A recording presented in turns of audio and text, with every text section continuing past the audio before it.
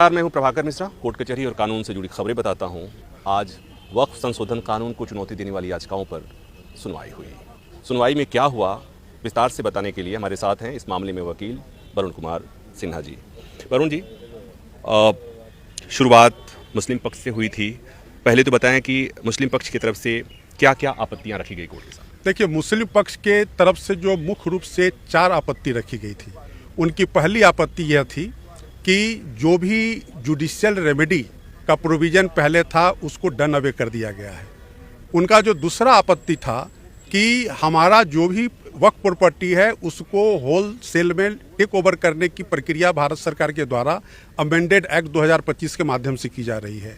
उनकी तीसरी आपत्ति थी कि हम कोई भी वक्फ अगर करते हैं और अगर उसको जो कॉम्पिटेंट अथॉरिटी अगर उस पर कोई प्रोसीडिंग इनिशिएट करता है तो वक्फ ट्रीट तब तक नहीं होगा जब तक कि ट्राइब्यूनल से फैसला नहीं आ जाता है।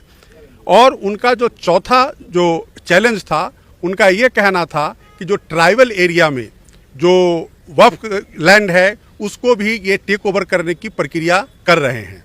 तो मूर्ख रूप से इनका 4 ये चैलेंज था।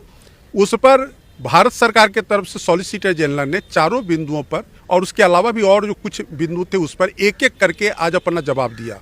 उन्होंने यह सबसे पहले कहा कि वक्फ एक्ट के तहत और जो अमेंडमेंट है उसके तहत किसी भी तरह का जुडिशियल रेमेडी को डन अवे नहीं किया गया है।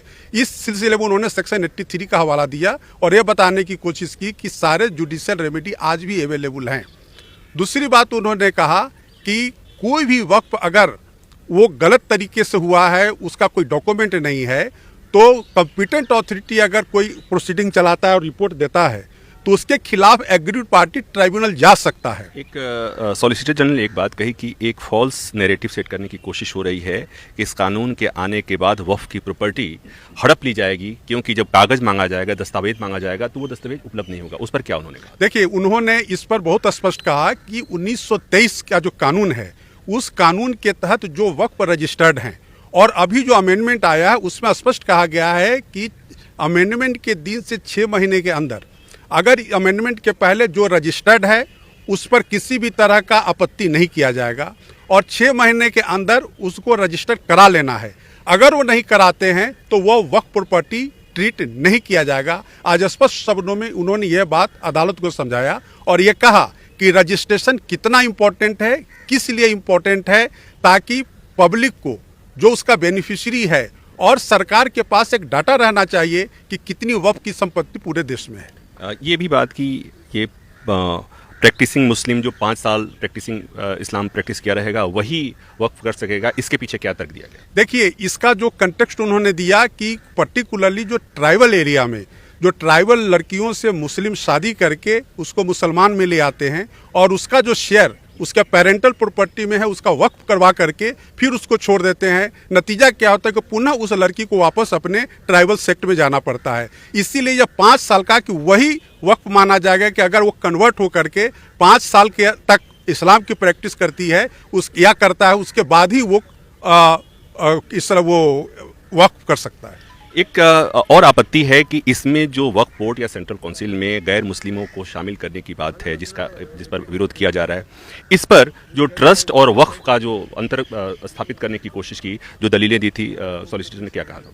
देखिए, सॉलिसिटर जनरल ने वक्फ और ट्रस्ट के बारे में एक जजमेंट का हवाला देते हुए स्पष्ट कहा कि वो माननीय सर्वोच्च न्यायालय का ही जजमेंट है जिसमें कहा गया है कि वक्फ का जो है वो दान है उर्दू में, और ट्रस्ट में भी दान, ट्रस्ट के अंतर्गत जो दान दिया हुआ संपत्ति होता है वो होता है। उसी तरह से उन्होंने चैरिटी जो क्रिश्चियनिटी लॉ के तहत है तो उन्होंने कहा कि जो वक्फ जो है वो कोई इंटीग्रल पार्ट ऑफ इस्लाम नहीं है, बल्कि वो एक दान है जो कि इंटीग्रल पार्ट ऑफ इस्लाम नहीं कहा जा सकता है। और अगर वो इंटीग्रल पार्ट ऑफ इस्लाम नहीं है तो उस पर जो भी कानून बनाया गया है उसको चुनौती नहीं दी जा सकती है। एक और इसमें प्रावधान किया गया जिसका विरोध हो रहा है कि अब तक वक्फ प्रॉपर्टी को लेकर लॉ ऑफ लिमिटेशन लागू नहीं होता था, इस कानून में लॉ ऑफ लिमिटेशन लागू होगा, उसके पीछे क्या तर्क? देखिए, लॉ ऑफ लिमिटेशन लागू होने के पीछे है कि वक्फ बाय यूजर एक ऐसा वेग टर्म इस पूरे कानून में है कि जिसके वजह से जो दूसरे धर्म के भी लोगों का जो प्रॉपर्टी है उसको यूजर के आड़ में वक्फ किया गया है। इसीलिए ये प्रावधान किया गया है कि जो लॉ ऑफ लिमिटेशन, अगर जो भी लॉ ऑफ लिमिटेशन प्रोवाइड किया गया है अगर उसके पहले का है तो उसको वक्फ नहीं ट्रीट किया जाएगा। अब लिमिटेशन पीरियड के अंदर अगर कोई वक्फ होता है तो वही वक्फ ट्रीट किया जाएगा। धन्यवाद। तो ये विस्तार से मुस्लिम पक्ष ने अपनी आपत्तियां रख दी हैं। सरकार ने अपनी तरफ से, सॉलिसिटर जनरल ने उसका जवाब दे दिया है। कुछ चीज़ें बाकी रह गई हैं। कल एक बार फिर इस मसले पर विस्तार से सुनवाई होगी। सुनवाई अभी इस बात पे हो रही है कि सुप्रीम कोर्ट इस मसले में क्या कोई अंतरिम आदेश पारित करेगा, क्योंकि अभी तक कोर्ट ने कोई अंतरिम आदेश पारित नहीं किया था। जो मुख्य आपत्तियां थी 3 बिंदुओं पर, उस पर सरकार खुद ही तैयार हो गई थी कि जब तक सुप्रीम कोर्ट सुनवाई नहीं कर लेता तब तक हम उस पर अमल नहीं करेंगे। तो कल ये चीज़ें साफ होंगी। हालांकि इतनी लंबी सुनवाई, कल भी सुनवाई हुई थी, आज भी सुनवाई हुई और एक बार फिर कल भी सुनवाई होगी। तो इस बात की संभावना है कि कल सुनवाई के बाद सुप्रीम कोर्ट इस मामले में आदेश